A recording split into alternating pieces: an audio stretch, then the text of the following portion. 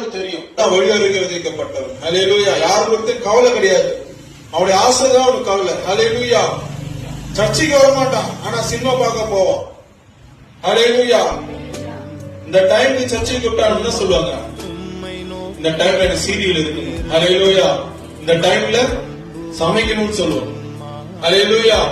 அவர்கள்தான் வேறு தெரியாத போதிக்கிறது. அவங்கதான் வழியறிக்க விதைக்கப்பட்டவர்கள். ஹல்லேலூயா. ஆமென். நம்முடைய சொந்த காரியங்களை குறித்து, சொந்த வேலையை குறித்து, சொந்த ஆசைகளை நிறைவேற்றிக் கொள்கிறோம் தான் அந்த வழியறிக்க விதைக்கப்பட்டவன். ஹல்லேலூயா. ஆமென். நமக்குன்னு ஒரு தலைவர் யாருங்க? எஸ்.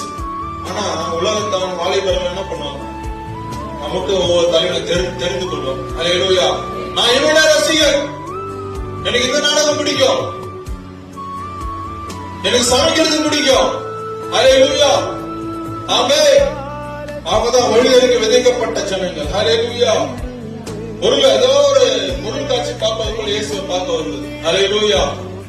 ஆமென்.